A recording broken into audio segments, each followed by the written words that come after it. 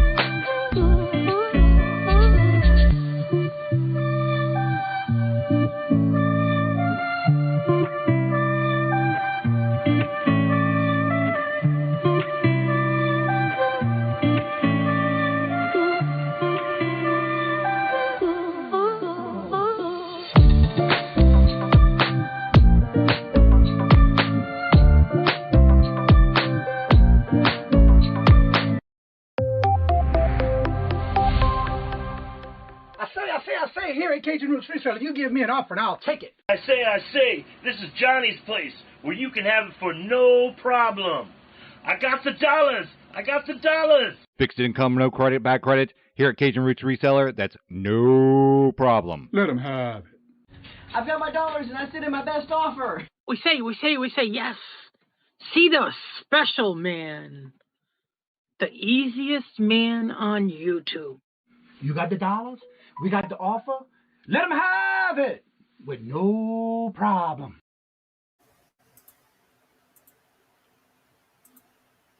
Hello, everyone. I was just hitting little buttons the wrong way, but guess what? We're back in track here. Good morning, hello, and welcome to each and every one of you on this bright and beautiful Monday, Mindful Monday. How's everybody doing today? First in the chat is Mr. Steven. Hello, the reseller. Tom Cruise. Hello, good morning and welcome. Good to see you this morning. Miss Joyce. Hello. Mr. Jimmy has put out a lot of good videos, so you might want to go check his channel out. He's been doing some videos and some good ones from 127 yard sale. And Alexa, hello, good morning and welcome. How's everybody doing today? I am blessed. Don't forget the thumbs up. Yes, please, that is free. Also, Flipping Crazy, Miss Lisa. Hello. Miss Joyce is telling everybody hello. Flipping Crazy is telling everybody hello. And there's the Facebook side of it. I am on Facebook as well. Good morning, Patrick. How are you doing? Good to see you. Hello. Good morning and welcome each and every one of you. And let me get, Lord, that chat just flew on me. Here we go. Let's see. Papa Smurf. Hello. Good morning and welcome. Hope you're doing well. The Hooks. How are you doing? Connor. And Desiree, I enjoyed your video this weekend. Awesome finds. Christy S. Hello. Good morning and welcome. Checking to make sure everybody's got wrenches as they're coming in. Good to see you. Also, Bobby, the cap guy. Hello, Bobby. Good morning. Hello and welcome. I tell you one thing, the last video you did was too funny, dude. Love it. Hello, and I want to say, Tina, hello, good morning and welcome. I hope I said your name correctly. I'm trying to remember the new names as we go. Sometimes I do have a little bit of amnesia. Good morning, Cat the Nurse Flipper. Hello. Good morning and welcome. How are you doing today? Let's see who else we have here this morning before I bring on our morning guest. Good morning, Paul. How are you doing? Good morning. Hello and welcome. Good to see y'all this morning.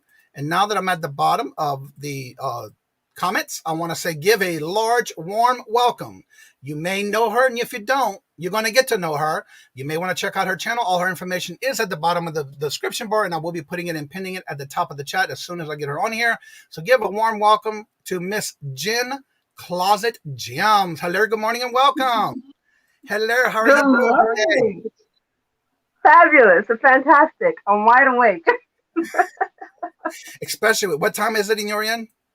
Well, I mean, it's only 8 o'clock, but that's extremely early for me. My hours of sleep are usually like from 3 a.m. to 10 a.m. So. Right. Good morning, Kayla. How are you doing? Good morning, hello, and welcome. So what I would like you to do, in a little brief description, tell everybody a little bit about yourself, what platforms you sell on, and just a general information about you before we get into question and answers. Sounds good. Hello, everyone. My name is Jennifer, Jen's Closet Gems. I make content on YouTube about reselling. I am a full-time reseller. That's my primary source of income. And my goals are a little bit different than I think most people that I hear, as in I try to work as little as possible I hear that. to make a living. Yeah, I mean, I'm trying to always find ways to work smarter versus harder and to make passive income and to have my money keep making money and things like that. So I do sell on eBay, Poshmark, kind of Mercari. I'm on and off of there. I started on Facebook, but then all of a sudden they took my shipping away. So I have to try to figure out how to get shipping back on Facebook. I'm on Instagram too, but I don't really sell on Instagram. I'm just active there a little bit more with like my personal life. And, I'll share some information every now and then reselling related. But that's kind of overall a general nutshell for me. And I live in Texas. So Awesome.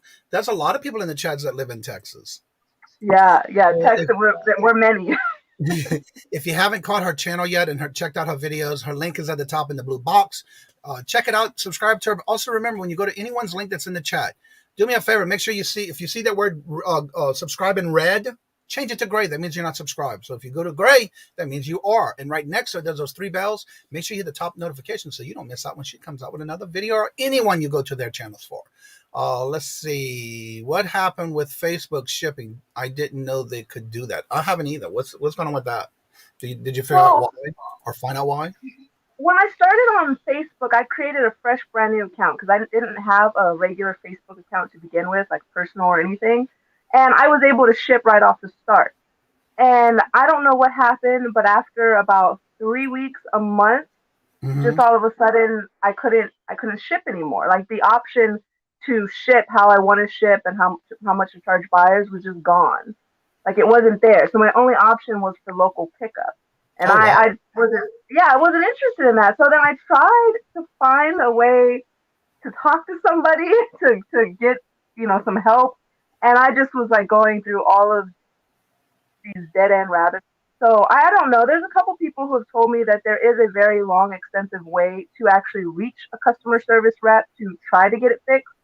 But I don't have the energy, I think, right now to really dive into that. I'm just trying to focus on eBay and Poshmark a lot. So I don't know what happened with Facebook, why it did that, but it put kind of a bad taste in my mouth. And then it's, notification or anything that just stopped it? No, yeah. Wow. Yeah, it just wasn't there. I logged in after maybe 2 days of not having been in, and then it was just gone. All right, we have this comment from Alexis that says, "You're super pretty too. Totally in a non-creepy, polite, please don't misread this text. Nice to meet you, Jen." Thank you. Good to meet you as well. Good morning, KT. How are you doing? Good to see you. Hello.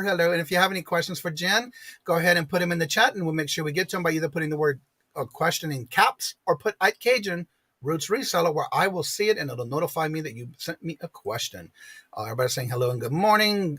Carmen, hello, good morning and welcome, Carmen. How are you doing? I said that wrong the first time, so sorry about that. Sandra, hello, good morning and welcome. Good morning, everyone. Oh, congratulations, Paul, flipping sports guy. He got married this weekend. Oh, so congratulations. Reseller that says, Jen, I think you need to verify it's aggravating. You have to verify that it's you. I know when I did set it up, but I haven't sold anything yet or listed anything, but they made me verify because it's a business on my end. I even had to submit my tax paperwork, my tax ID, EIN number, and they approved it. So I don't know if that has anything to do with it, but they may need to just verify that it is you, maybe. I'm not sure. They might. And I might have hit the threshold. I think that was another concern, that there is a dollar amount threshold that once you hit, you have to submit all of that, whether you're using a personal Facebook or a business Facebook. Okay. And I think I just signed up for a personal Facebook. And I think it's $600, I want to say. So I might have hit that and sold, which is why it kind of changed everything. But I'm not. You sold that much for this month already? Well, yeah. Wow, that's awesome. Yeah. So I was doing well on it. I was actually liking it. And good morning, Wendy. She's off to the doctor with her hubby, but listening while she's driving. Be careful On the road, might lose service. Well, thank you, Aunt Alexa, for being here, and I understand that because I know where you live, not that far from myself, and I know we lose a lot every time we're on the phone. Someone else mentioned Facebook shipping randomly stopped for them. I think it was Dixon Pixon. That's Marcus. He said he crossed the 600 in sales and had to update the tax ID to get it back. Oh, wow. That might be it then. Good morning, hello, and welcome. I think I see Cali Reseller without a wrench, so let me take care of that right now. And who? Hello. Okay. Trinity, hello, good morning, and welcome. I'll make sure you have a wrench as well because I don't want to miss out as y'all coming through. Yeah, you are. All right. And also, how long have you been actually doing eBay, and what other platforms besides Facebook do you actually go into and sell or thinking about going into selling? So on eBay, my account is from 2012, but I was selling very casually, just kind of trying to make some money back on my hobby. But when I first started officially selling as in a business to try to make some money, it's been about 2 years now, maybe 2.5. And I started with Poshmark. Officially, I started with Poshmark, and that's been about 3 years ago. And then I realized that Poshmark they didn't have the option to sell everything yet. It was still mainly just clothing, women's, men's, kids clothing. And I wanted to sell more than that. So I went back over to my account and just kind of turned it into an official seller account. So eBay right now is my main platform, as in that's where I make the most money. I feel like that's where I have the potential to really, if I list, if I have good things, if I promote, if I send offers, if I do discounts, if I do sales, that I can really make a lot of money fast. Whereas Poshmark, I haven't figured out any algorithm or any trick to bring in sales other than just sharing your closet and sending out offers kind of thing. But those are my two primary platforms. And I do sell on Mercari also, but that's kind of just my third cross-listing platform. If I have some extra free time, if I'm just sitting watching a television show and I figure, well, I can list it, the cross list at the same time because I use List Perfectly. So it's pretty easy. But I don't really schedule or plan a lot for Mercari. I just get to it when I get to it. Besides that, I am learning Amazon. I'm starting to research a lot more about Amazon. I'm very interested in Amazon because I feel like there's so much potential there. I just don't know if I can do Amazon and still do eBay as strongly. I haven't decided if I can do one without the other or if I can do both at the same time. I'm not sure because they're two big powerhouses. So I have to really invest a lot of time mentally researching and educating myself with Amazon before I actually take the dive. Right. You have a lot of comments about your hair. Yeah. Thank you. The jet flew on me here. Here we go. Let's see. Everybody's saying good morning. Good morning, Callie. How are you doing? Good to see you. Don't forget every Monday, by the way, if you haven't checked out the Mindful Merch Monday at 4 p.m. Eastern, they do rotate between Callie and the Lone Star Picker. So if you haven't checked out their channel, make sure you check that out because they have a great program that they do every Monday. So check it out. Don't forget to put your links in the chat so that others can go and check out your channel and check out Love the Hair for sure also. I think we should verify this. Is Jen on the screen by yes. Say Pikachu. Pikachu. Bobby has a hat. I need to reach out to him. I completely forgot about it, but he got Did a you see Pikachu his new hat. video this weekend of several hats he got? Yes, yes. He got like too. You reach out to me. Yes. So I have to take a look, Bobby, because I like to look. I even have my Pikachu shirt on. Awesome. So yeah, I need that hat to match on his new video. So definitely go check it out. Behind Facebook. Well, hello, Joe. Oh my God, I forgot his name already. Jerry. Good morning, Jerry. How are you doing? Wolf Toy 13. Good to see you. Almost had a brain freeze on that one.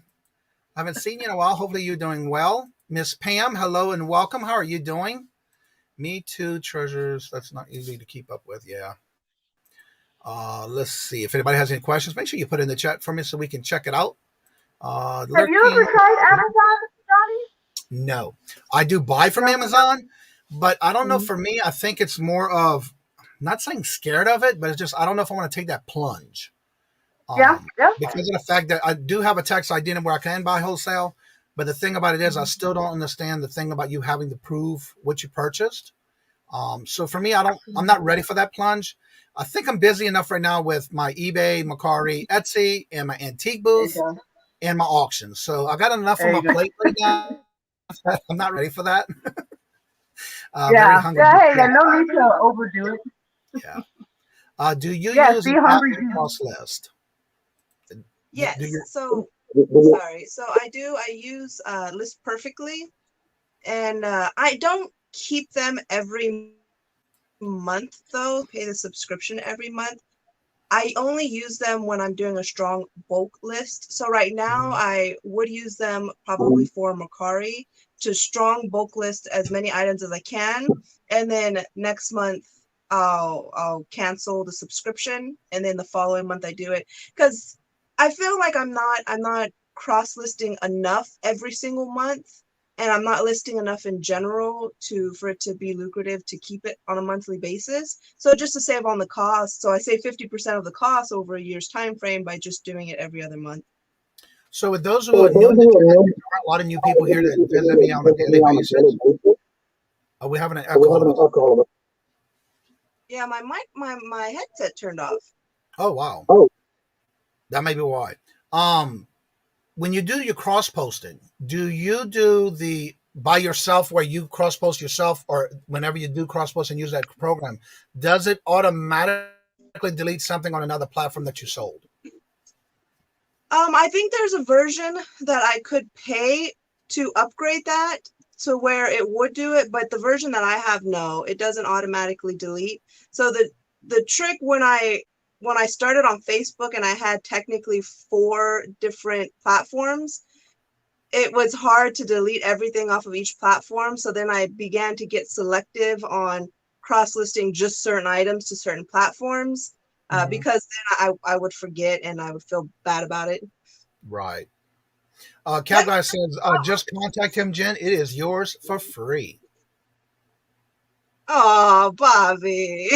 Good morning, D-Mac. By the way, if y'all don't know, let me make sure before I say it. Where is my, yeah. This channel that's featured for the week that I put in the community page every Friday morning is D-Mac. He's trying to work to get to 100 subs, and he is the featured channel for the week.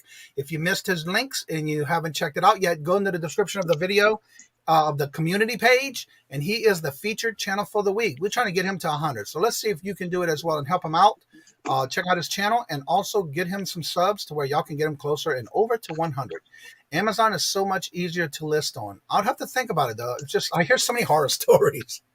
Good morning, Diecast. How are you doing? Good to see you. Came from us from the comic community. Thank you for being here. Dawn's Southern Finds. Hello.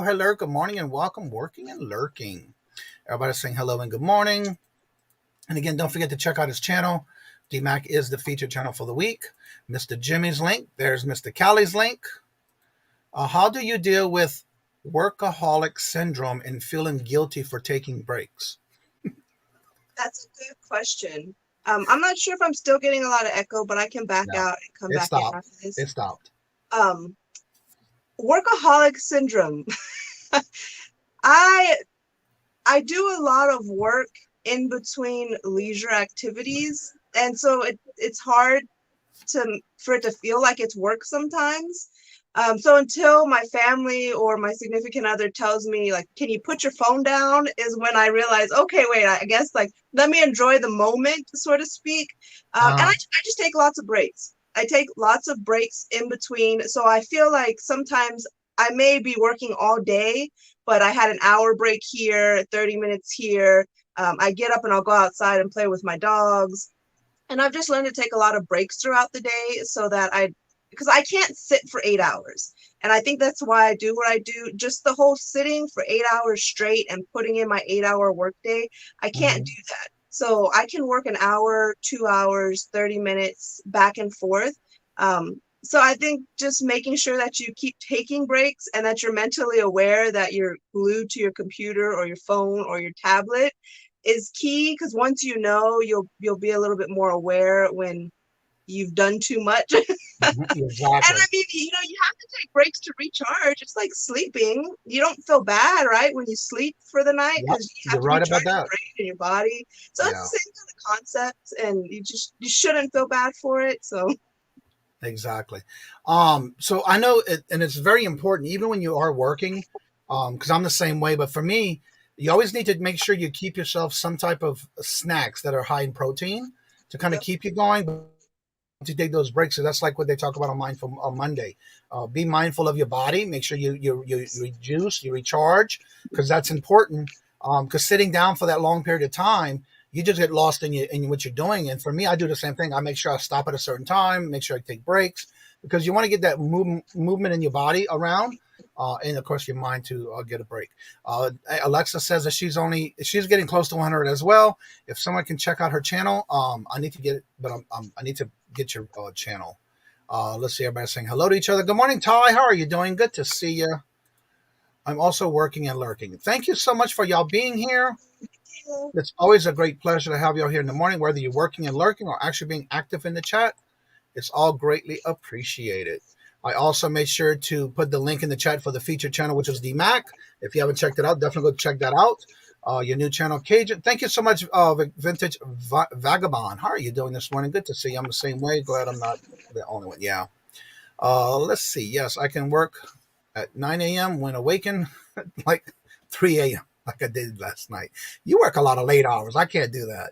I was in bed by 7:30 last night. I just couldn't go no more. I just That's me. And a lot of it has to do with being in Texas, especially during the summer. the heat. It's so hot. And I try to have all the lights off, the electricity, everything unplugged to keep the house cool, because like our electricity bills can get outrageous during the hottest months of the summer. And so it kind of transformed my work schedule to work at night once the sun has gone down. And then Right. I take siestas during the day. Let's see. Food is super difficult thing for me. I'm constantly being reminded to snack by my honey.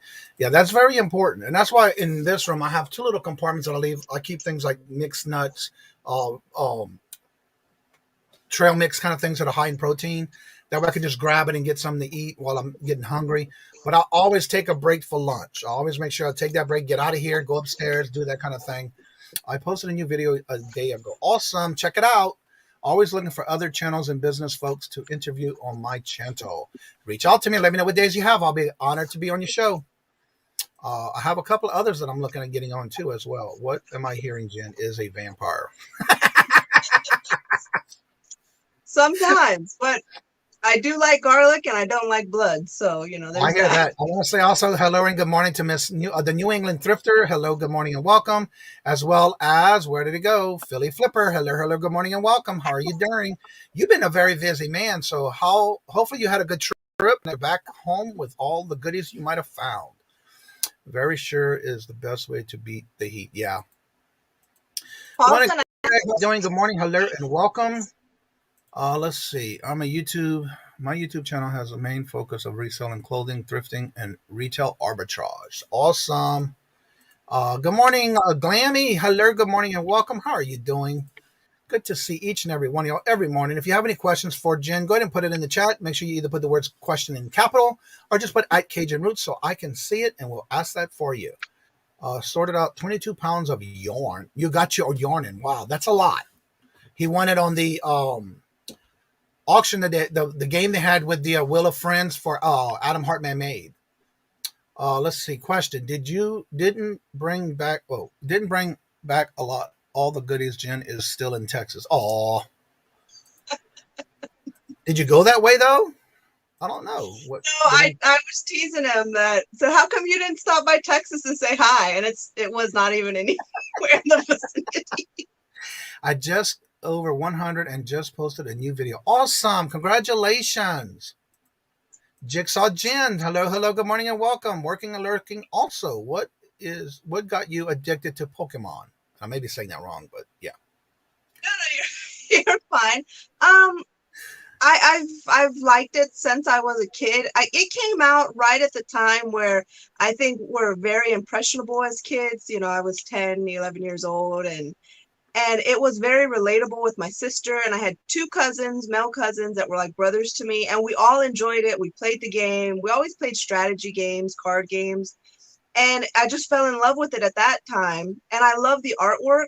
I'm very big on art. I'm not artistic really myself, but I do enjoy, especially like anime and Japanese art, graphics and stuff like that. So I loved the cards from an art collector perspective, but I also like the game just from a mindset perspective. And then it's nostalgic because I can relate it to good times with my family. And so I just grew up, physically, but not as much mentally. And I still like it. And it's now it's at the point where it's okay to like it, and everybody else is liking it. So the momentum is just building for me, and it's the hype is just, it gets me excited. So Right. I'm still just in love with it today. That is awesome. So, well, how big is your collection? Huge. Yeah, I have tons of the original Wizards of the Coast, the vintage cards. I also have a huge Japanese collection because I do like the Japanese cards as well. And then I still buy them. Every time the new sets come out, I'll get a couple booster boxes. I get a few packs, and I do openings, for myself, because I've always liked to collect the cards by opening them out of a pack versus just by buying them from vendors or going online and buying them. So I have tons of cards from every single year and pretty much every single era.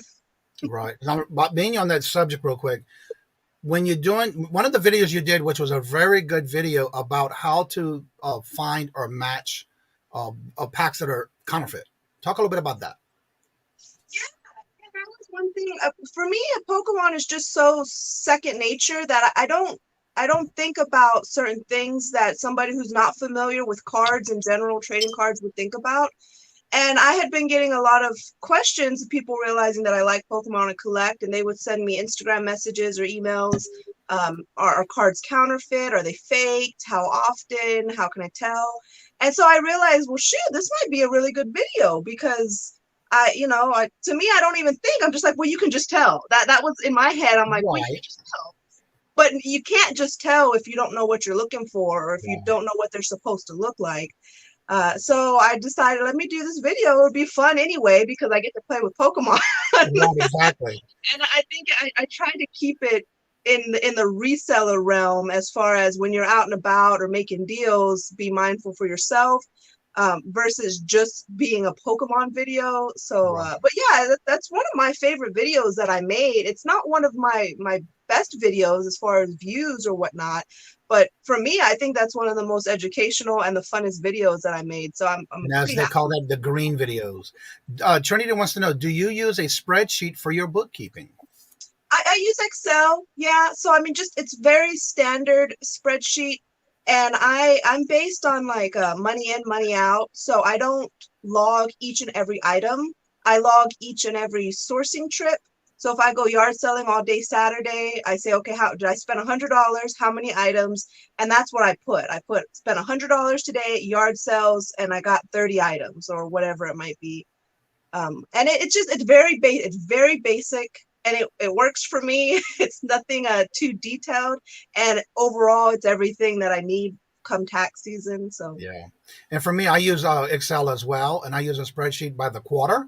I got each month, and then I break it down by the quarter.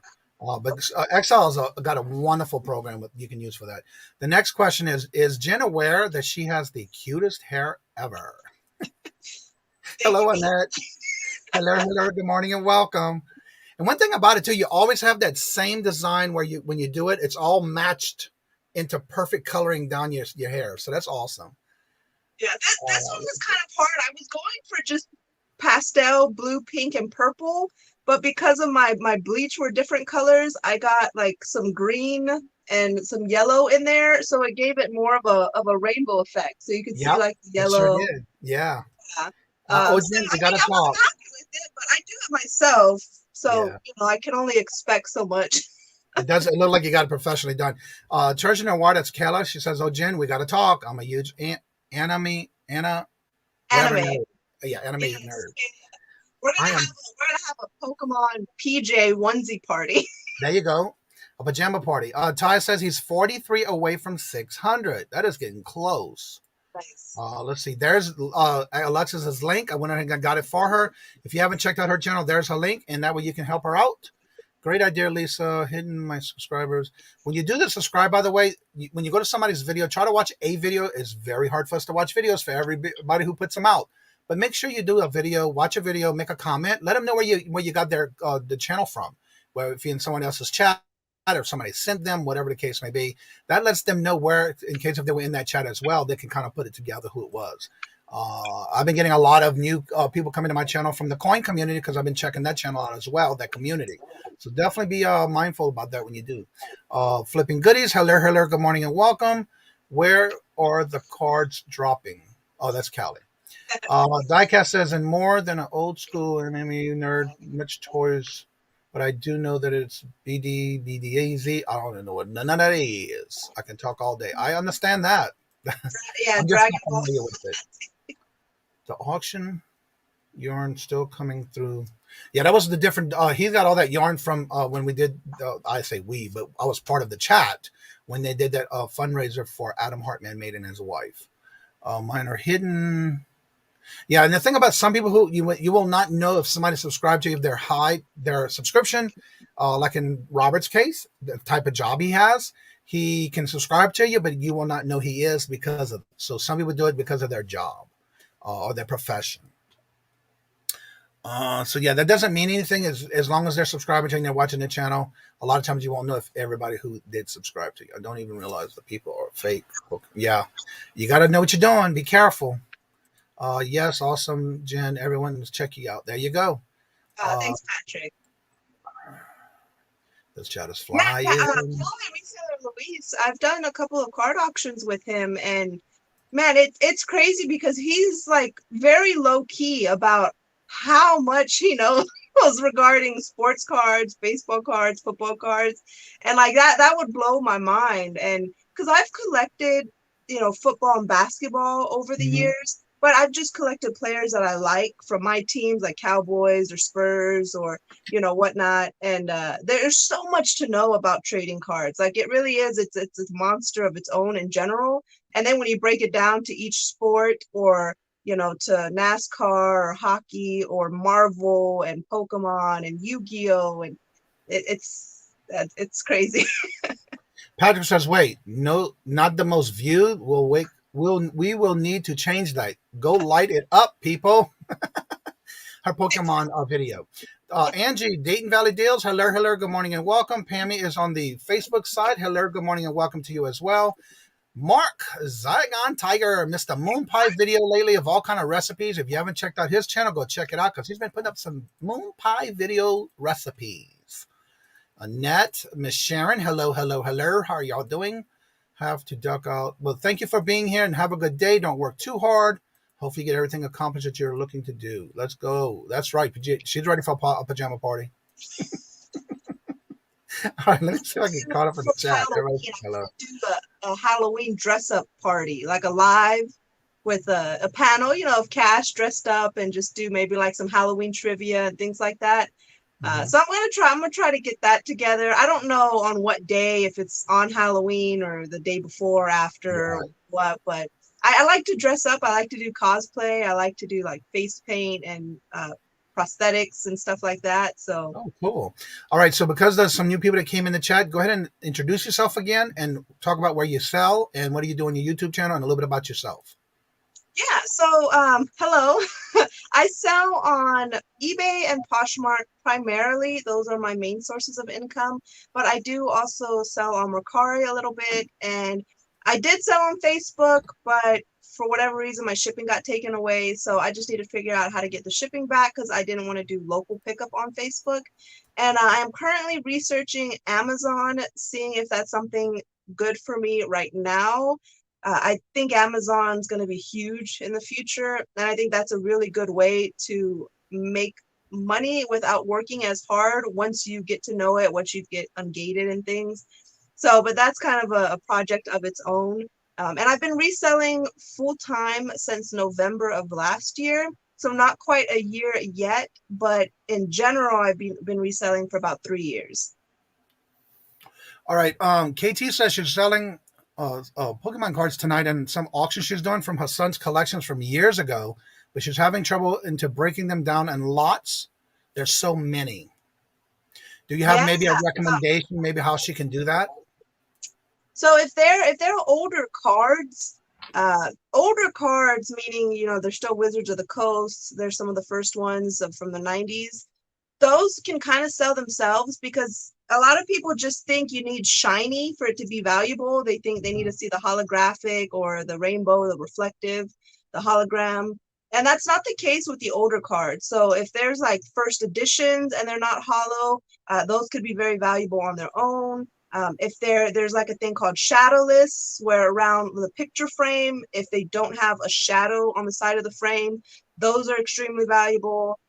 So you kind of just have to maybe keep them in their same category to make it easier for you. But it really just depends. I mean, you could probably just do like 50 cards, 50 card lots. And as long as you throw in a rare or a hollow or, you know, first edition, something like that, it's going to be worth it. Right. Patrick said, Wallow, a dress up party, count me in. Nice, Patrick. Yep. And it's got to be, you got to come in costume. You got to be in costume. That's the one requirement. Philia has a question. Why is Jen so mushy? I don't know, Paul. It just comes natural. What you see is what you get. Everybody's saying hello to each other. Let's see. What actually app? I mean, well, let me just rephrase that. I use an app for those type of cards because I got a lot for free in one of these yard sales, community yard sales I went to. And it's amazing on the variety of prices that they're showing in this particular app. What would be the best app to use to see what is the going prices and which one you would recommend for anybody who is trying to look up those kind of cards? My go-to for current pricing and like market value that gives a good average is Card Maven. Card Maven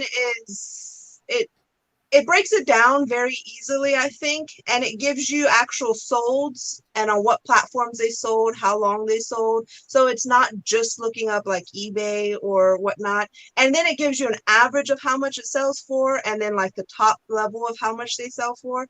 So Card Maven is a good one. TCG Player is another good app. I do like TCG Player as well. But I think Card Maven is my go-to for Pokemon. And then for whatever reason, TCG Player is for kind of everything else.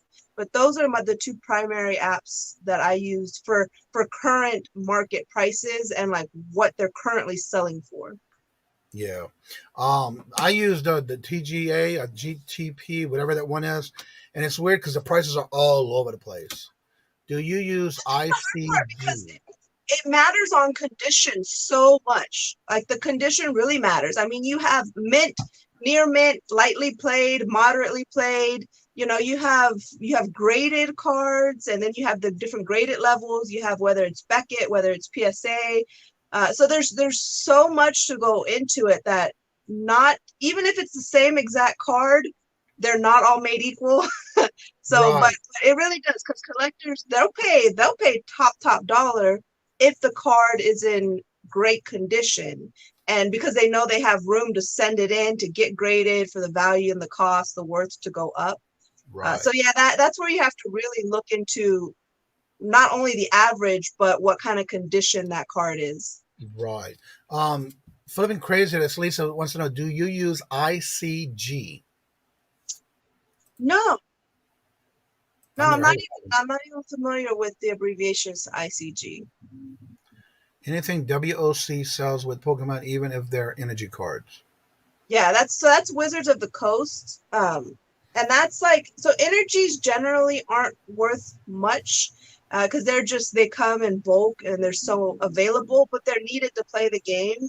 However, for Wizards of the Coast, you can't get them anymore. They're not making those anymore. And there's people who want to complete their sets and have like strictly decks. So the trading card game, which is TCG, to be able to play with complete vintage decks. So they'll pay more for the energies, or they want to have like a whole binder sleeve of all the same energies and things like that. So that's why I say Wizards of the Coast, you can't really go wrong because pretty much anything from that is going to be valuable.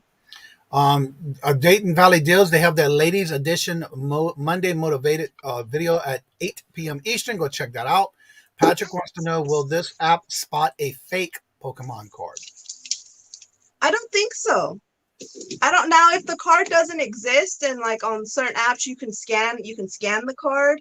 If that artwork and stuff doesn't exist, and then it probably just won't pull it up for you. But as far as being able to tell like a replicated card if it's fake or not, I've never tried that. That's actually a really good question. I've never tried to scan a fake card. So I might have you to come across some? Yeah. Have you come across some fake ones already? Yeah.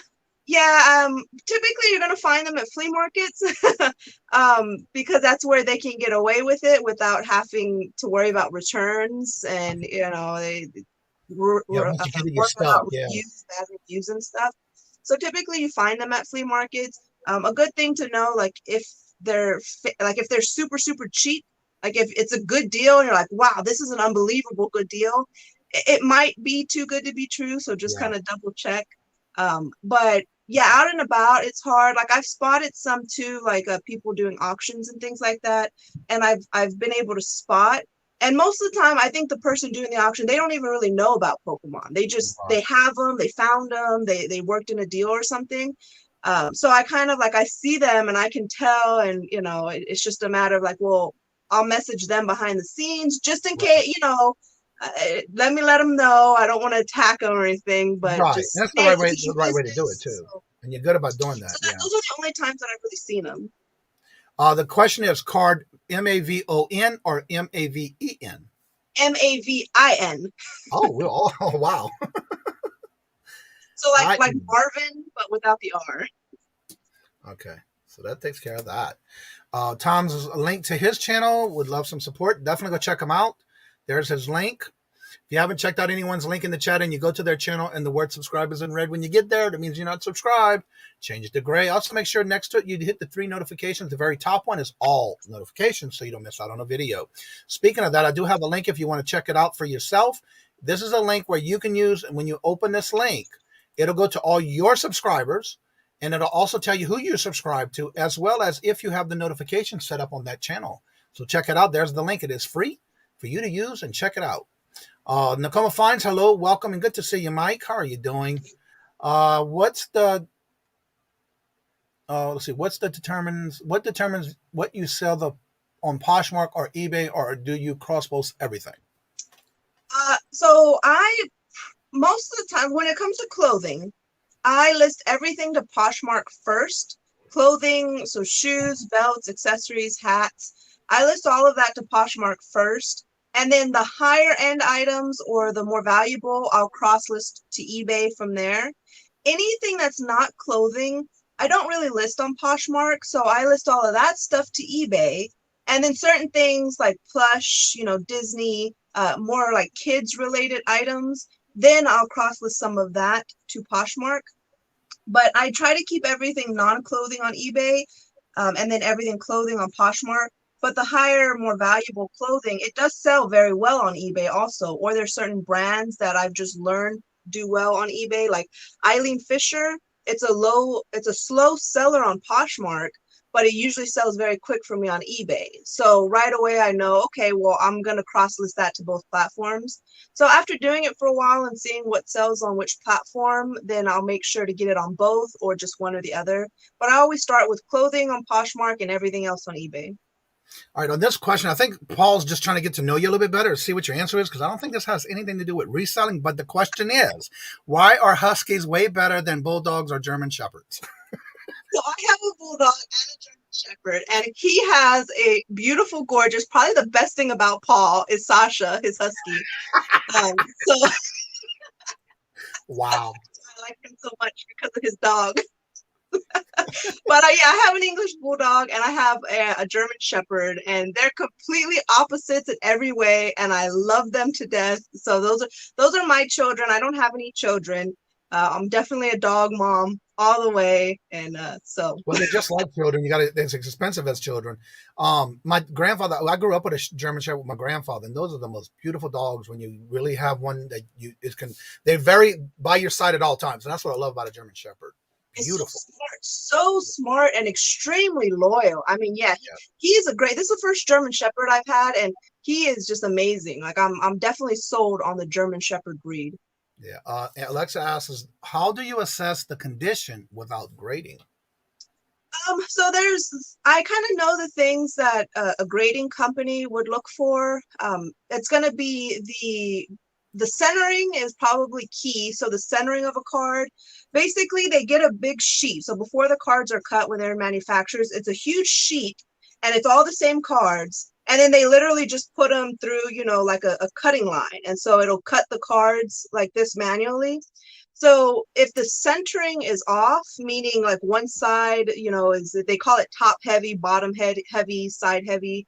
If one side is thicker than the other, then that's off centering. So the thing about that is you can pull those out of a pack completely fresh, brand new, everything else is excellent, but the centering is off, then you're not going to get a good grading on it. So it's not going to be as valuable. It's not as sought after because collectors want it to look nice. They want the centering nice.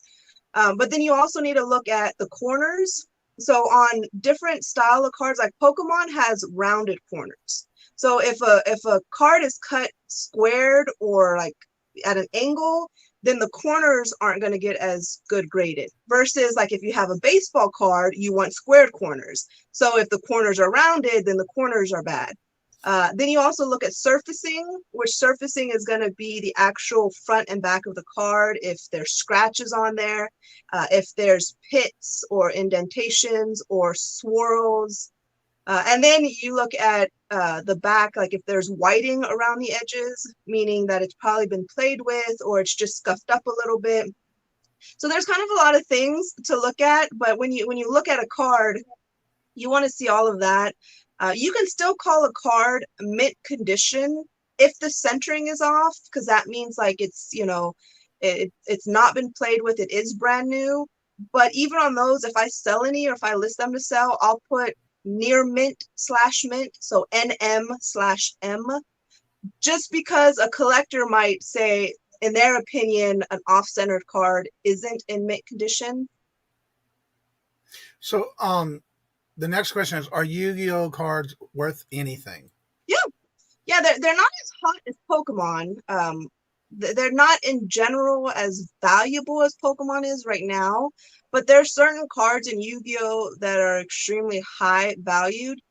Those are definitely something, though, that you would want to really list on eBay because there's a lot of people from different countries that are looking for Yu-Gi-Oh. So Yu-Gi-Oh is not as popular in the United States as Pokemon is, but it's more popular in other countries than Pokemon is. Or maybe not right now because this is the 25th anniversary for Pokemon, so it's hot everywhere.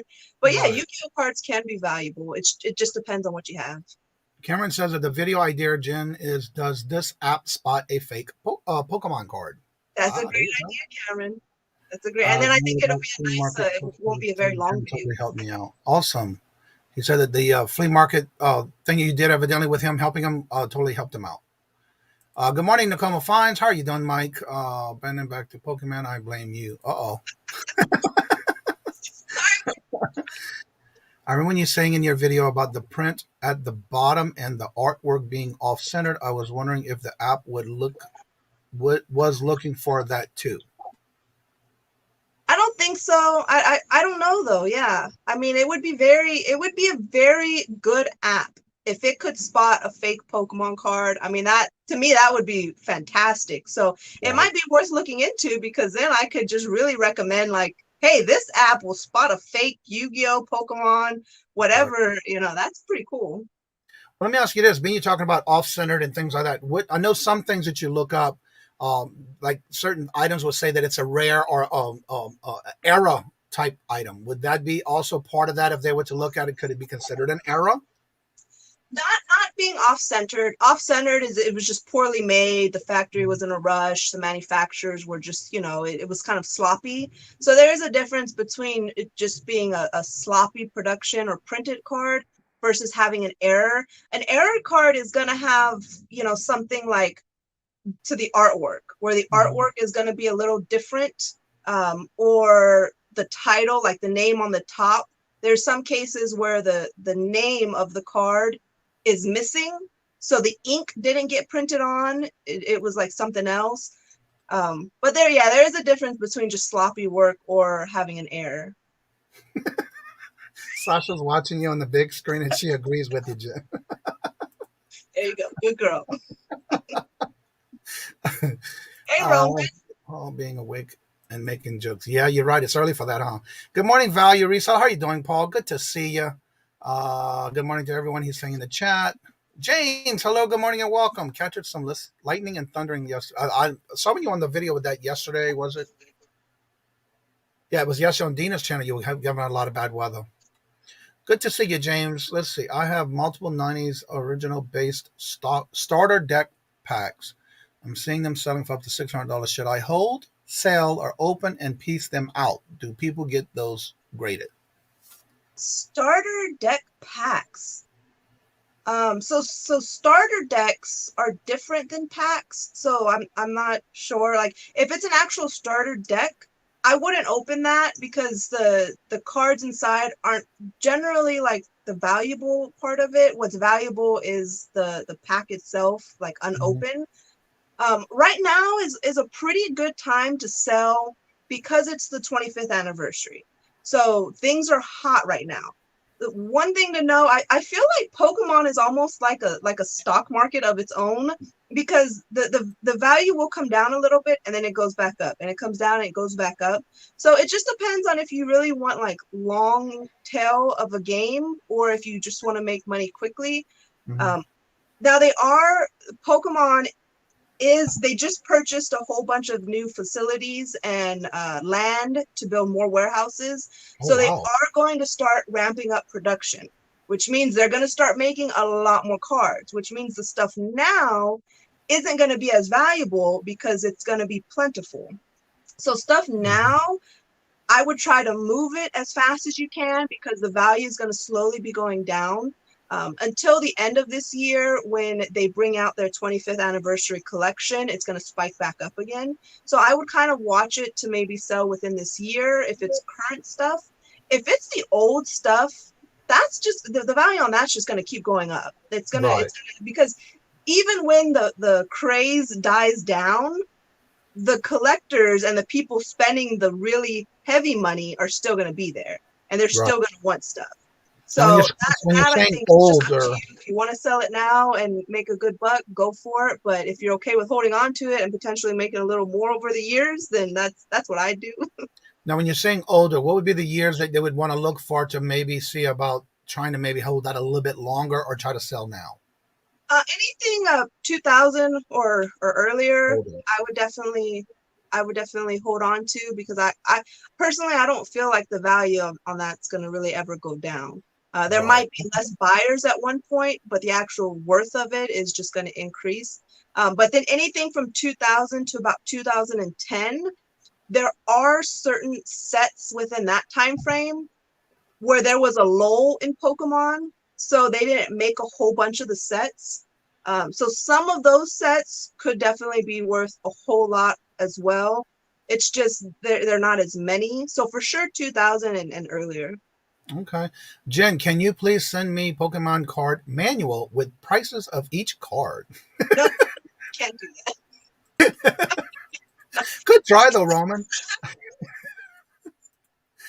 And it was the price tag and stuff. What now? Well, so like back when Pokemon first started, they would sell price guide sheets, like actual magazines, like at GameStop or whatever. If you pre-order or buy something, they'd have a full card list, so like a TV guide, but in Pokemon pricing. So I look at those sometimes and I compare, like 20 years ago, how much Pokemon card, like how much that card was valued at versus how much it's valued at now. So that's kind of interesting, because it's a huge difference. Great, thank you. I have cards from my son. Good morning, DC Sales and Dawn's Southern Finds. How are y'all doing? Good to see you. Jen just dropped in the nerd grading hammer on you this morning. All right, this chat is flying. I'm trying to catch up. Wow. Great questions, everybody. If you have any questions, go make sure you put them in the chat. Put either questions in caps or just put Cajun Roots so I can see. But I am trying to get to everyone's comments. I totally blame Jen for buying Pokemon plush. Just saying. Good morning, Chuck. How are you doing? Good to see you. Hello, hello, hello. Yep. There's Jen's link. It's really hot too. There's some characters that are just like, gonna go out the roof. Right. So I would definitely buy Pokemon plush. Anytime you see plush out, like at a thrift store or at the Goodwill bins, or just for like cheap at a yard sale or something like that, I would pick up every single Pokemon plush. Some of it might, only be worth, maybe $12 to $20, but for the most part, they're gonna be worth more than $20. And in some cases, they're gonna be worth $60, $80, $100. So yeah, I would pick up all the plush, the Pokemon. If you haven't catch Jen's channel, it is in the pinned up box in the blue box above the chat. If you haven't checked out our channel, the link's there for her. So you can check it out. And remember, when you go to someone's link in the chat, whoever drops links, and you go to their channel, at the bottom of the word subscribe is in red. That means you're not subscribed or you lost a subscription. Change it to gray so you can subscribe. And also next to it, hit the notifications, the very top one of all notifications so you don't miss out. Good morning, hello, and welcome to Paul. Good morning, hello, and welcome. I see a few others coming in, so I want to go ahead and catch those. Again, if you have any questions, put them in the chat. I'm way behind on time. I only collect Star Trek. Good morning, Adam Hartman Made. How are you doing, Adam? Good to see you. There's Roman's new video. Everybody's saying hello to each other. Good morning, Susanna. How are you doing? Good to see you. Great an evening. Just wanted to sub and show the love and support. Well, thank you so much, Susanna. Good to see you. Dawn, everybody say sell, sell, sell. That's what Paul's advice is. Just check your closets. Maybe Pokemon escaped. Gotta run. Thank you so much, Bobby, and good luck on getting your video done today, because I know that's a lot of work. Let's see, comparing. I found a small stock of coins that I had, like old, kind of like Pog coins, like the Slammers, but I couldn't even remember where I got them from or what they were for, but I've had them this whole time, and they were kind of just hidden. And, I haven't even looked up the value of what these are worth, because they seem pretty rare. I haven't seen them in a while, but I got excited. I was like, hey, I've got Pokemon stuff that I haven't seen in years. Aquagirl says that the cards that she's got from her son were from the 90s and they're sealed. Good morning, Jennifer.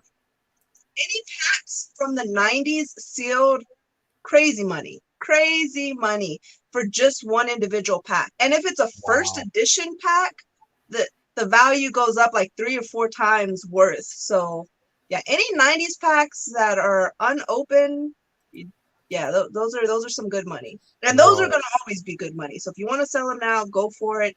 If you want, but. All right, we got more people coming in. So if you have any questions, make sure you put it in the chat. We're discussing Jen's knowledge on Pokemon cards. Go ahead and tell, because we got more people that came in that may not know you. Go ahead and talk a little bit more again about your channel, what you do, and what platforms you sell on while I go through the chat. Yeah. Okay. Hello, everyone coming in. Thank you so much for being here. I appreciate it. You guys are giving me a lot of good questions. It's fun. I can talk about Pokemon all day, so keep it coming. But I do resell. I'm a full-time reseller. I resell on eBay, Poshmark, and Mercari. I sell a little bit of everything. I started primarily with clothing. So I like clothing. I really do enjoy sourcing for clothing. It's a way of shopping without shopping for myself. So it's like a guilty pleasure, I guess, but I don't feel guilty about it. So I do like clothing. They're just a lot of work. I also like to look for, video games, retro, vintage items, fun, cool, unique pieces. Pretty much anything kind of Marvel, DC, comic related, Star Wars, Star Trek. I always try to pick that stuff up because that's the most fun things for me to list. I do have a problem picking up too much plush because I don't really have a whole lot of room for that kind of stuff, but I love it. I love all sorts of plush. So Disney, Squashmallows, anything that you can think of, really. And I am looking into Amazon. So Amazon is kind of a focus of mine to learn about. I'm not making any moves with it right now because I think there's so much to learn, and I don't want to invest more time and money into actually starting the platform if it's not going to be for me. So right now I'm just taking my time learning about it. But besides that, I've been reselling for 3 years now, and full-time. November will be 1 year as a full-time reseller. Awesome.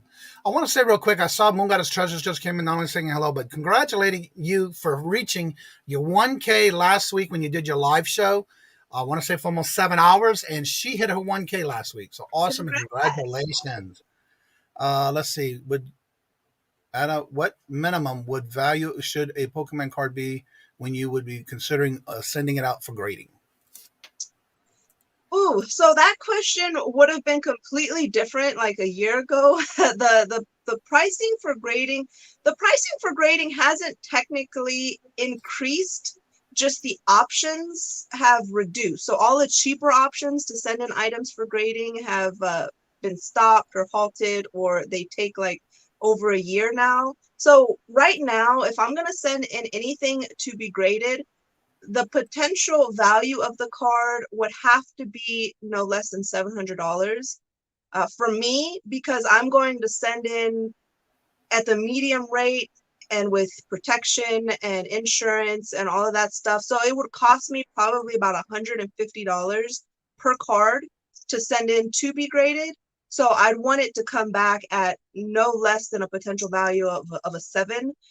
As far as the quality goes, if it's not going to be an 8 or better, I'm not going to send it in right now. So if I look at the card and it looks like, to me, I can tell like, hey, there's some scratches, hey, the corners are off, the centering's real bad. If I can tell that stuff, then I'm not going to even bother sending it in now, because I can't send it in for just like $20 or something. So, right. But there's a lot of cards that I have. I have like a full deck box of cards that I want to send in to be graded. But because I'm more of a collector than a seller when it comes to Pokemon cards, I'm not in any rush. So I'm just going to wait for some of the less expensive options to open up before I send in a bunch of cards to be That's graded. awesome. Edward says, who knew I had a Pokemon expert living down the street from me? Yeah. So him, Michael, and I, we all live in San Antonio. So we're going to have to do a meetup soon and go sourcing or something. There you go. Just made it. That's awesome. Great to see. I'll have you back in the chat. The chat is flying. Tommy, I also have her link at the top. I'm not sure if you saw the message in the chat. This is Jen's Closet Gems. Her link is at the top in the blue box. She has been, how long have you been doing actually YouTube itself? It was 2 years this November? No, YouTube, I started July of last year.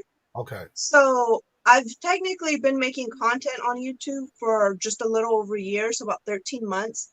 When I first started, I didn't have any real goals. I was ordering a lot of stuff online, a lot of different boxes, B&G trading, liquidation, ThreadUp boxes, FabFitFun. So I like to watch unboxing videos. So I was just kind of recording the unboxing videos. About 4 months in, I realized, hey, I can make this into an actual channel, you know, where I focus on growing a channel. So I completely changed everything because I didn't want the channel focus to be just unboxings, because I didn't think I would keep that up forever. So I kind of changed the channel into a little bit more of general entrepreneurship, reselling. Then I realized that was just too broad, entrepreneur in general, like small business. I said, you know what, that's way too broad. So then I changed it again to kind of narrow it down to just maybe like sourcing and what sold. So what I'm buying, why I'm buying it, and then what's selling and for how much. So I still haven't really found what I want to do with my channel.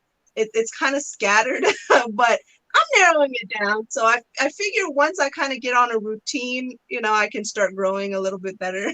Right. Roman wants to know how many sealed Pokemon packs you got right now. I don't know. I have a lot from all different types of sets. I really couldn't tell you. I mean, hundreds.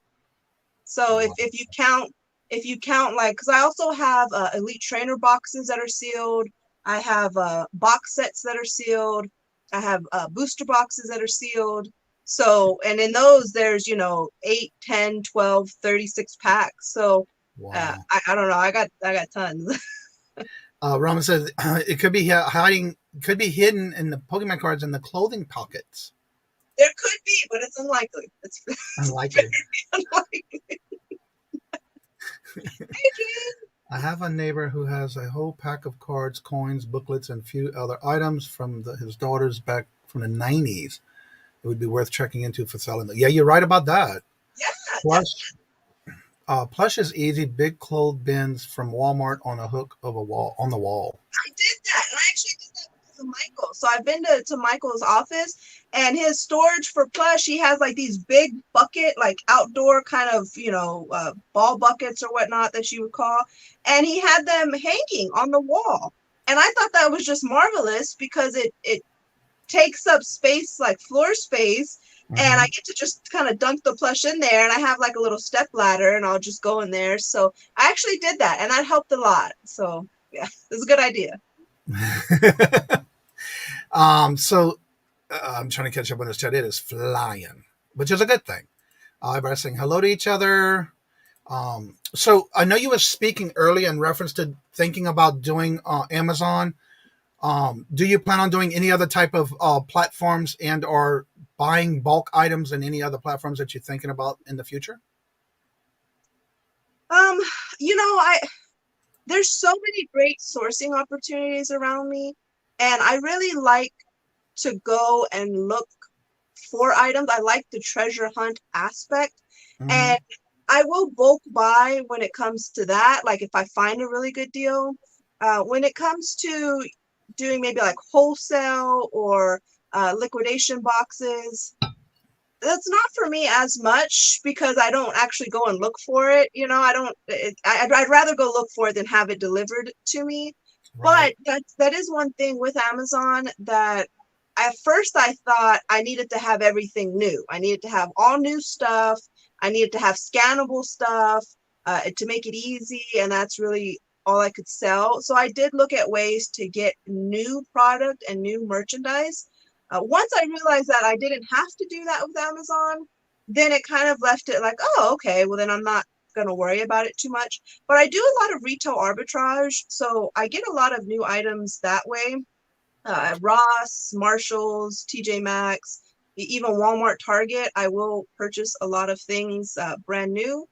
And so I feel like I get enough stuff and I have enough places where I wouldn't have to really ever buy in bulk because I'm just continuously buying a lot. Like I can go sourcing any day of the week and probably find a good bit of stuff on average, so. Aqua Girl says, just reach out to her. She would be glad to help you with the Amazon if you want. I didn't know you just can. DM her. Thank you. So I just lost my question I was going to ask you. Oh, well. Oh, yeah, now I remember. You used to do auctions. Do you still do them, and when you plan on doing them, and whose channel? Because I know you do auctions, what is it, once a month or something like that? So Angie Resells, we did do that for 3 months. We were both kind of getting burnt out unknowingly at the same time, just in general with work, with YouTube. And I reached out to her and I told her, you know what, Angie, I said, I can't really do it anymore. Because a lot of people think auctions are the easy way out to just like move crap and junk. And it's not. No. Auctions are hard. Like they're a lot of work. It's a lot of prep work. It's a lot of in the moment organization. You don't just get to sit down and just chit chat. You have to make sure you have your items, what sold, who it sold to, writing it down, how much, how am I going to get paid?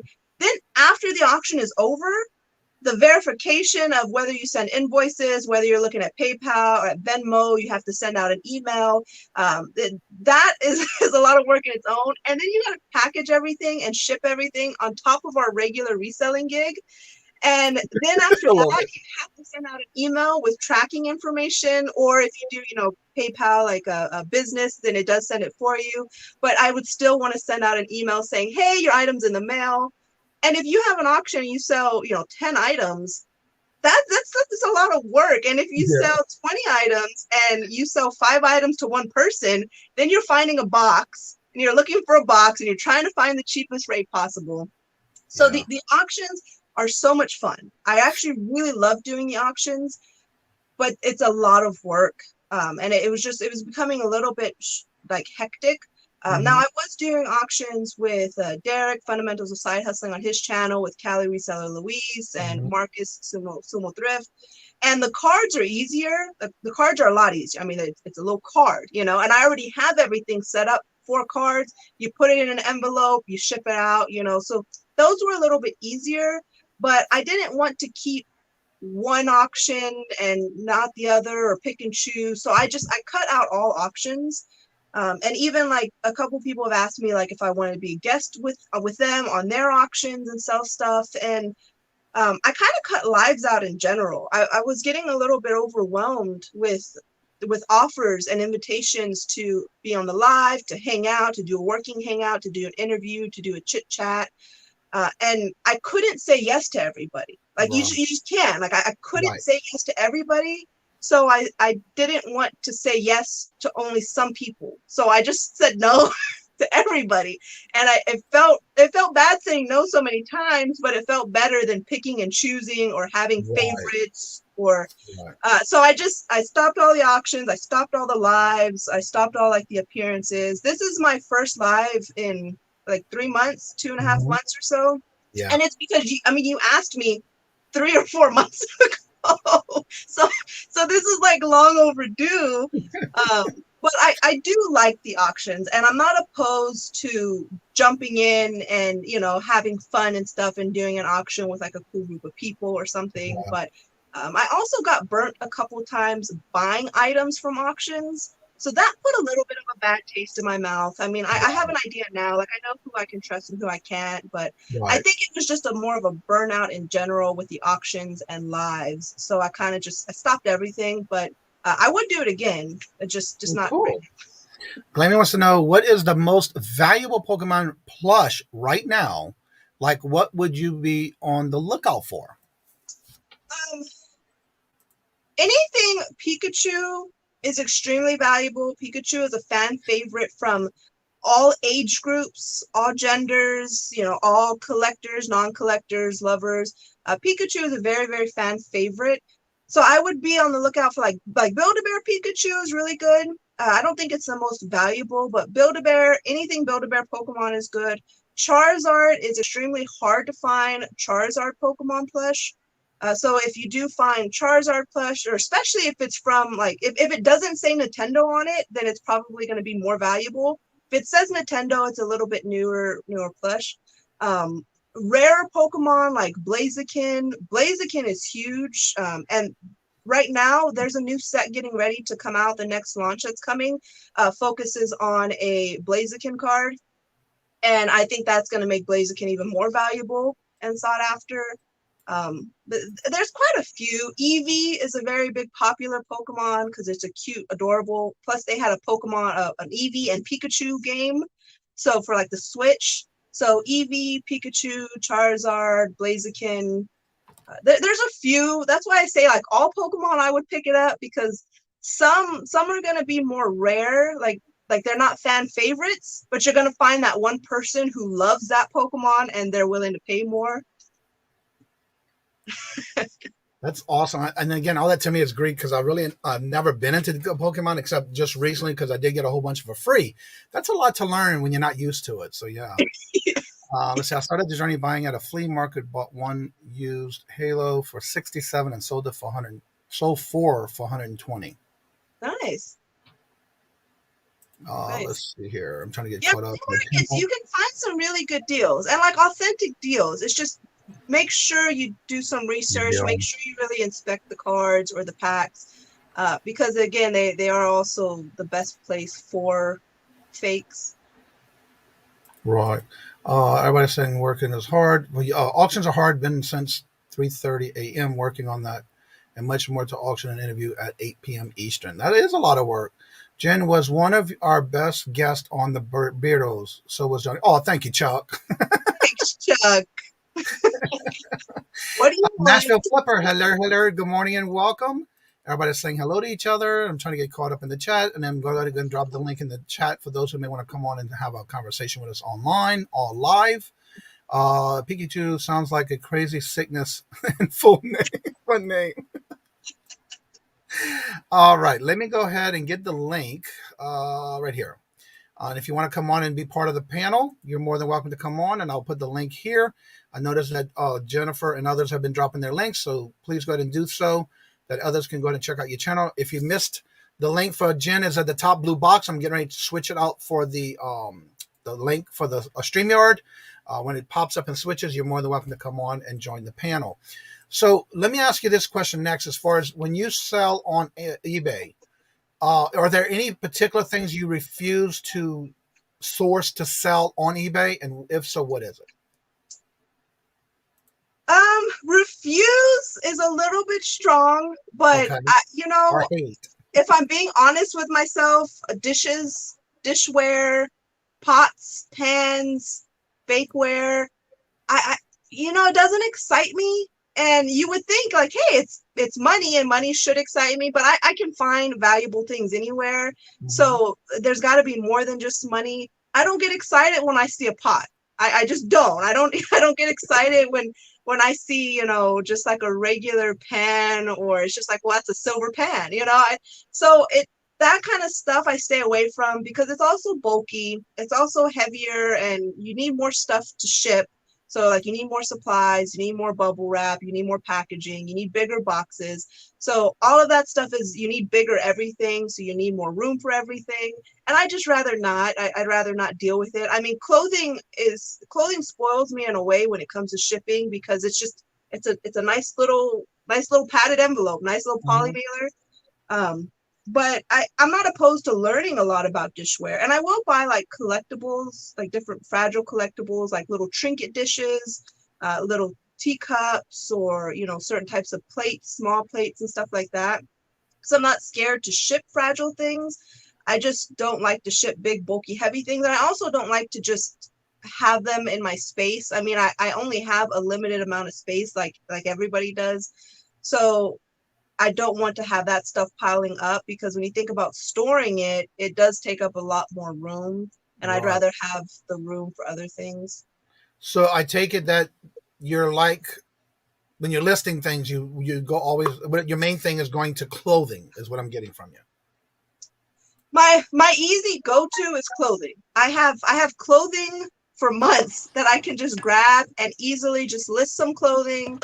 And it's very convenient and easy, and it's fun to ship, and I have plenty of storage space for it. But every now and then, I like a really good break of fun collectible stuff also. Right. Don't be bashful, Pyrex and Fire King, Jan. Yeah, I won't. If I see something that's obviously like valuable and pretty cool, and I think I could sell it fast, I'll pick it up. So that's why I say I won't refuse picking it up. I'm just not actively looking for it. Right, exactly. Well, hello, Beamos. How are you doing today? Fine. How are you? I'm blessed, baby. It's been a while since I've come on and found you on.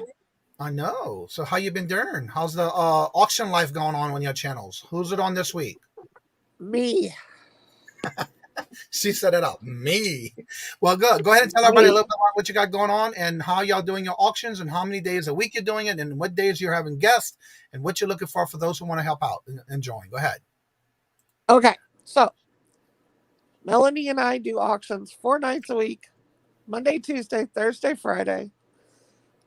This week is on my channel, and tonight we have Aaron as our guest. On Tuesdays, it's myself, Melanie, and Marion. On Thursdays, it's myself and Melanie. And this week we have Steven on, and also Darth.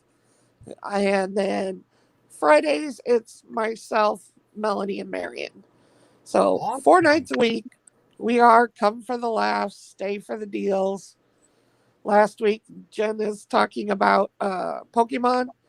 Last week, we had Chris on, who is diecast. He sold 2 binders of Pokemon. Everybody was having fun buying. So it's on your channel this week. So you do rotate each week with Melanie Lightbeam, Yes. right? Yes. We switch weeks. That way everybody isn't confused. So this week is mine. Next week will be hers. And we just switch back and forth like that. And on the shows that you have guests, how can you reach out to find out if you can get on the show with you? You can email me or you can email Melanie. Mine is laurabimos@gmail.com. And we will, set you up.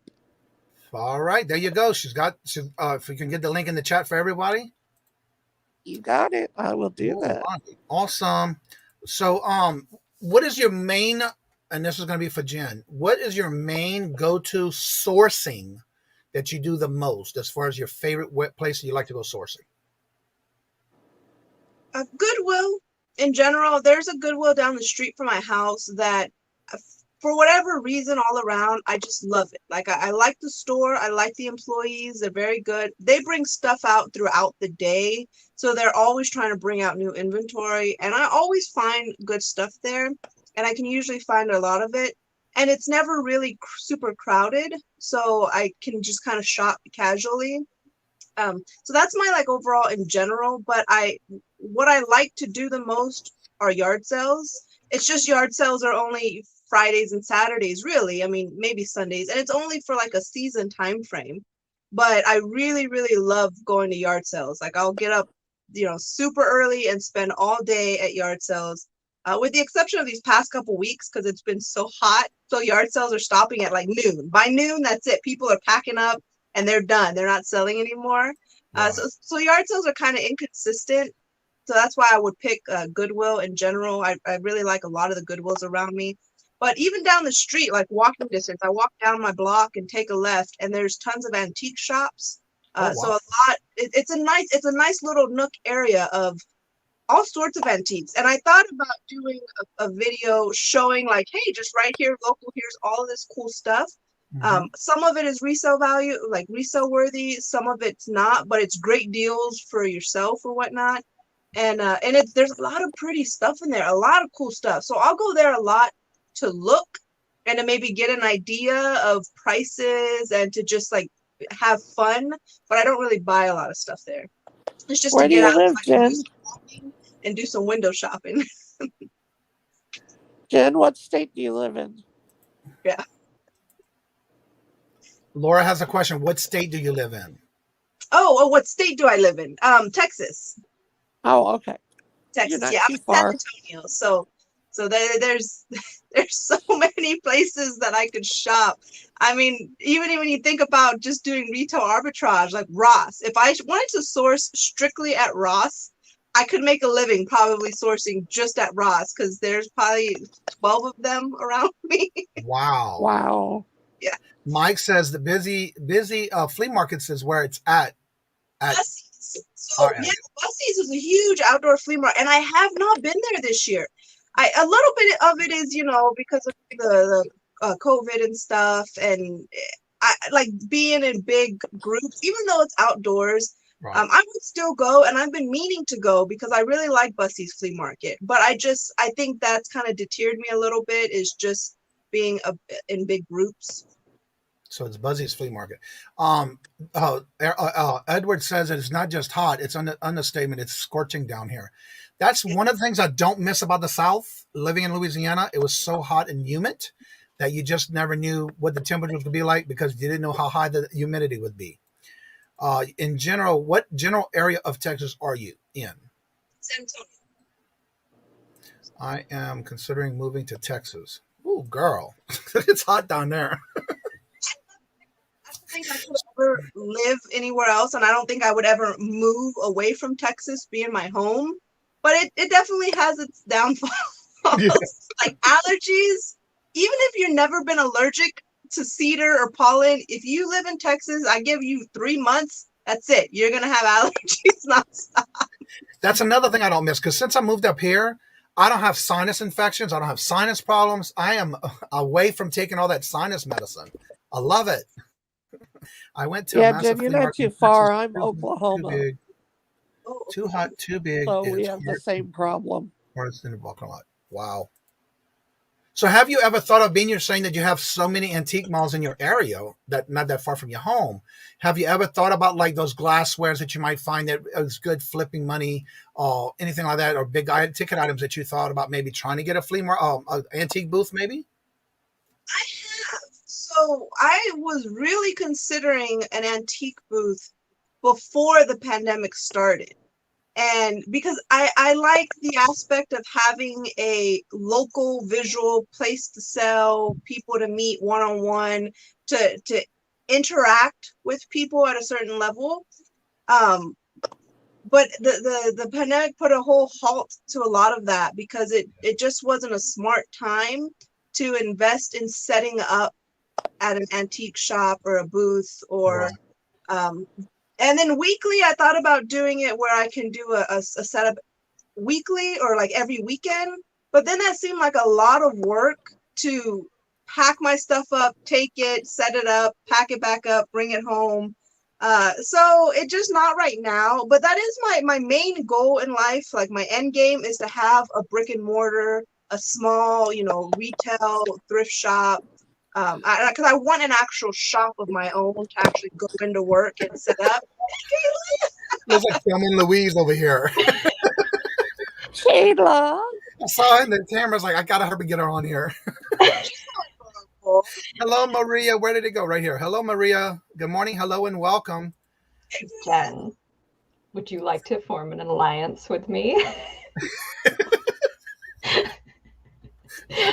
Good morning. I'm sorry to interrupt. You're fine. You're fine. The chat is open to everyone. Oh, it reminds me of Crybaby. They're like the way that they dressed in Crybaby. I freaking love their style. Yeah. Oh, thank you. Yeah, I'm working from home for the next 2 weeks, so I was completely indecent, so I figured I'd throw on a scarf and some sunglasses and hop on. There you go. So how are you doing on your area? Oh, it's hot. Same And, as Jen's. Yeah. It's boiling, South Florida, so. Yeah, I understand that. That's the South for you. Let's see. I came back to Crybaby Kayla. Yeah. Crybaby. Elaborate on that? I didn't read it like that. Crybaby is a movie. Yeah. So for anybody who doesn't know movie, We have a small town 10 minutes away called New Braunfels. The whole main pizza is all antique. Oh, wow. Awesome. Jen, you said Goodwill. Our Goodwills around here are terrible. They think they are, I don't even know what kind of store because their prices are outrageous. I hear that a lot, and our Goodwills have just started to increase prices, but they're still very reasonable. They increased like pants. Pants were all generally one price, and they were usually $4.79. Now they've gone up to $5.29. So I'm okay with that kind of increase. That's just a small amount of like inflation, so to speak, just picking the prices up. But it always baffles me. Like Goodwill gets all of their inventory free, 100% free. Exactly. And it's not like their employees make good money. They some of them make below minimum wage in some cases. And I just like, well, why are you increasing? Why are you charging $20 for a TJ Maxx shirt that's retailed at $15? Exactly. I'm fortunate in my area that the Goodwills, they're still reasonable, and I still have like a lot of profit margin and stuff to make. But yeah, that's we have a problem with everybody else. The same. We have a problem here with Goodwills and the employees taking all the good stuff before it goes out. But ours, I don't think ours can even shop like at their own Goodwill. They can't shop there, so they have to shop at a Goodwill that they don't work at. So out of curiosity, you said you have Goodwills. Do you have the Goodwill's bins where they're not right next to each other? Yeah, we have one bins and hello, Patrick. But we have one outlet store, and it's okay. okay. It's nothing that great. They do bring out new stuff like every 30 minutes, but I've never been fond of the outlet just because of conditions, and I'd rather pay a little bit extra for items to have a calmer, a better shopping experience. I hear that. There are so many fights at my bins. Like, it's unbelievable. People throw elbows at each other. Like, yeah, it's Yeah. crazy. I'm not about that life. Lord Jesus, baby, that's not for me. Yep. I like my elbow. Uh-oh. I just can't do it. So what you got going on in your neck of the woods over there, Mr. Patrick? Yeah, Patrick. Why, yes, good morning there. It is currently 10:30 here on the East Coast, here on the Cajun Roots Reseller Live, and you've been listening to the warm words of wisdom with Jen from Jen's Closet Gems. Make sure you go over to her channel, click subscribe, hit that notification bell, and as always, let her know that Patrick Murphy sent you. And what about you, Miss Kayla? How are things going on in your neck of the woods? Now, he did that to leave after. Oh, Yeah. for sure. Patrick's always like that, and we all love him. Yes. And so how things are going in your neck of the woods, Kayla? Oh, it's fine. It's been downpouring every single day, typical Florida weather. But yeah, no, I the same things are happening here at the Goodwills in my area. They took away I would say right before the pandemic, they took away the whole 50% off a price thing, and now you have a membership. So now it says flat, like 25% off everything. And then on certain days, it's 50% off, but only for those members that pay for the membership. Yeah. So yeah, it's, I think we're a testing area for what Goodwill's about to roll out. I also did talk to, we do know one of the managers at the local Goodwill. And I've said it before, why they send in stuff to their online store is because they get a percentage to spend money on their store. So like their petty cash and whatnot, that they get a boost to send in good stuff. So yeah, I think it's I don't know. I have strong opinions about it. So. Also like 50% off. So every single week the colors change. So Mhm. there's always a 50% off color of the week. So that does help. Like with shoes, generally shoes are like the standard $7 to $10, depending on if they're like pennies. So $7, I think $7 is a fair price sourcing shoes, because shoes I generally like to look for that will sell for, $40 or more. So to spend $7 to sell for $40, that's fair. But Right. if you happen to, pick it up during the half price color, then that's $3.50. That's very reasonable. Right. So Yeah, the boutique stores here, we have 3 boutique stores in our area, and their shoes, regardless of what it is, if it's like from Target or Wish or, the top of the line Hoka's, they're all $13 at that store. So, well, they do have shoes in the case that are like $40 to $50 that, you can't do it. But on those 50% off days, I go to those boutique stores and I pick up those really nice shoes. So, so. Jen, my next question for you is, what is the highest you would spend on clothing? And if you already bought something that you thought was kind of high, what was the actual highest flip you ever did with clothing? And maybe what brand? So I don't think of it as far as what the item is on how much I'm going to spend. I think about like on what it would sell for. But so I do shop at Ross quite a bit, and I buy a lot of stuff at their regular price, not even like on clearance, and I can still flip it. So just recently I purchased a Robert Graham shirt from Ross. It was $25. That was just the regular price there at Ross. But I know Robert Graham definitely has a following, and with them, it's like the more outrageous print, the better. They're solid stuff, or they're just regular stripes, not going to sell that good. But $25 for one shirt, that's definitely paying up. But that shirt sold overnight for $80. Wow. So, I mean, 25 to make 80 overnight in less than 24 hours. Yes, please. I'll do I'll do that all the time. And trust me, I definitely looked for more because I would have bought if they had 10 of those shirts, I would have bought all 10, paying $25 per shirt because my end game is like, well, they're gonna sell for 80 to 120 or whatever.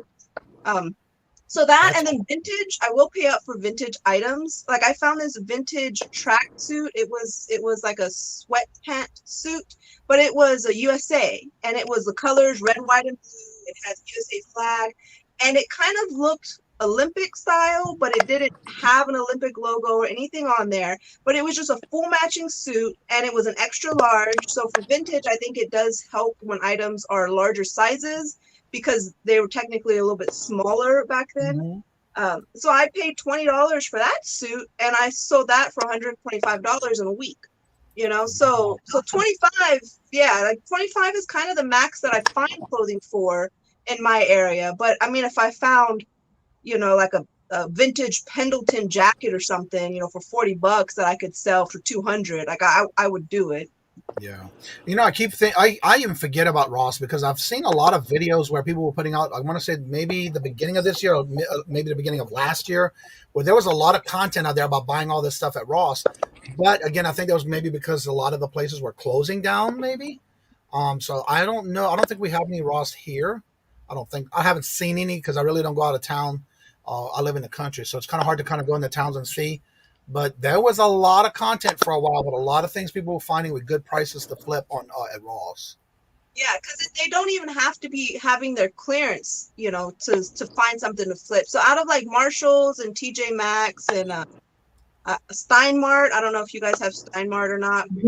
Ross is my favorite. That's where I find the most underpriced items with big value. Right. Pair of red leather pumps, paid $2 for it, sold it for $14. That's a flip. A flip is a flip. So that's awesome. All right, so I want to go ahead and have everybody go back around. I want to thank y'all. If y'all have any more questions, go ahead and put it in the chat. So if you have any more questions, just make sure we get it done because we're going to go ahead and end the show. I'll see my numbers are dropping, and that's usually when I do start to go ahead and close out the show. I want to thank you, first of all, Jen, for taking the time out of your morning to come on the morning show. So I want everybody to go around and then let everybody know what you're doing on your channel. Talk about your channel and promote it, and we'll get the links hopefully in the chat while you're doing that. The way you can let everybody know a little bit about what you got going on and a little brief thing about your channel. And we'll start with Kayla. Oh, me? Oh, yes, girl, yes. Thelma Louise. Oh dear. Okay. Hello, everybody. My name is Kayla. I go by Treasures Noir, and I'm a secret agent this morning. I've come to make an alliance with Jen because I wanted to bond over anime and Pokemon with her. So, But yeah, so I have my own YouTube channel. I just crossed over 100 subs, and I'm so congratulations! Yay! I did just post a video about I went to the Alabama unclaimed baggage store, which is really interesting. So definitely see. We had strong opinions about it. So and yeah, you can catch me on my channel and also every Friday night at 10 p.m. on Horizon Picks channel. We do a live auction of all things nerdy, and I sell on platforms like Poshmark and eBay, mostly Poshmark and Facebook, and I specialize in vintage and nerdy fashion. Hashtag nerdy stylists. That's my thing. So don't forget to drop your link in the chat. Oh yeah. Emos? Okay, I do auctions with Melanie Lightbeam Monday, Tuesday, Thursday, Friday. This week is on my channel. Next week will be on her channel. And we sell just about everything. Our guest tonight is Erin. So Erin does a lot of plush and ephemera. Melanie does, well, everything under the sun. She always finds the weirdest products, and we laugh about it. I do mainly comics and handmade. Marion does a little bit of everything because she buys storage units, and we always are looking for guests. So if anybody is interested, laurabemos@gmail.com. We will get you scheduled. All right, Jen, let everybody know about your channel. Yeah, so right now my channel's in a little bit of a reconstruction phase. I am trying to get a good schedule out. So I think what I'm going to start doing is a video guaranteed every Thursday. My next video that's going to come out will drop today or tomorrow though, just because I don't want to ever go over a week without putting out a new video. But I think that I really like the idea of having a very nice quality video with good editing, maybe a little bit of cleverness behind it, maybe a little bit of helpful information. So what I can manage comfortably is one video a week. But my video that's dropping, I might drop it today. I kind of scheduled it for tomorrow, but I might release it today. Is regarding social media, which I think is a fun topic for, you know, resellers and stuff like that. So it's kind of like what are the good sides and the bad sides of social media, having it, what I feel about it, my opinion kind of a thing. And that's what I like. I like a little bit of everything. So, but tying into reselling. So hopefully my channel gets organized very quickly and I can stay to a consistent schedule of every Thursday.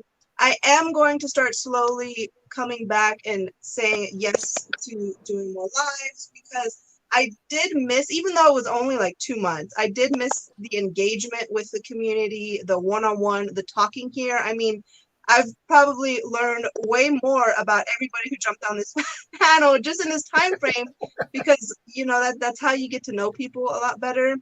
And even though it's fun being in the chat and communicating, it's a completely different level being live face to face with people. So hopefully, you know, you guys don't get tired of me seeing me around a little bit more here and there. Never, girl. Never. All right, I'm going to bring on 2 others that came in real quick so they can talk about their channel. We have Horizon Picks and Patrick Murphy. Let everybody know about their channel. Horizon Picks, Mr. Roy. I thought this was just the back room. Good Well, morning. no, we didn't finish with the show yet, but being you're here, just tell everybody about your channel before we do end the show. Hello. Good morning. I'm Roy, Horizon Picks. Patrick, I think, pasted it before. Check us out Friday nights, 10 o'clock. My channel. We do some awesome auctions. Been doing it for the last bunch of Fridays, growing nicely. Come check us out Friday nights. And I've been bopping around the different channels with Patrick, Chaos, Diecast, Kayla. We're all combining, and Jen has been hanging out and coming and spending some time in the chats and stuff. And so, yeah, come check us out Friday night, 10 o'clock. And do you still do the Thursday nights with Chaos on his channel and y'all rotate? Yeah, that's at 9:30 on Thursday nights. Yes. All right. Patrick, tell everybody about your channel. My cheap just throw together cosplay of Kayla here. So Sunday night, technically Monday, 12 a.m. Late Night Live with Patrick Murphy. Monday night diecast, 9:30 p.m. Wednesday, Late Night Live with Patrick Murphy. Technically Thursday, 12:30 a.m. Back on Chaos on Thursday at 9:30 p.m. And then we blow it up Friday on Horizon Picks channel, 10 p.m. Make sure to check out the channel. Go over to their channel, click subscribe, hit the notification bell. Go into one of their comments, leave a comment, and let them know that Patrick Murphy sent you. That's right. Now, I'm dropping the link in the chat. If you would like to be a guest on the morning show, and I would love to have you on and showcase your channel and your knowledge of what you're doing on your platforms that you sell on, go ahead and reach out to me. There's my social link of all links. Go ahead and reach out to me, and I'll be glad to put you on the schedule. Just remember, the first one who reaches out to me is the ones who get on the calendar first. So if you want a specific date, just go ahead and reach out to me, and I'll be glad to put you on the schedule. With that being said, like I say before, in each and every show, don't forget to drop your links in the chat. Don't forget, today at 5 o'clock p.m. Eastern is Monday Night Fun Night, Bingo Night, every Monday at 5 o'clock here on this channel. And also, please keep your thoughts and prayers for Miss Dina, where she has been posting that she's been having the COVID issues and things like that. So please keep her in your thoughts and prayers. She will not be with the bingo with us tonight. So I do have a special co-host that will be joining me tonight. So come check it out. Woo! Also, every Wednesday at 2 p.m. Eastern is the Hump Day auction. So come out and check that out as well with all my co-hosts. And until we meet again, like I say before, in each and every show, and one thing to my banners here, love always, love is always free. Please be kind to one another until we meet into another chat. Have a blessed and fabulous evening. And until we meet again later, peace out. Bye. Peace. Bye-bye. Oh my gosh.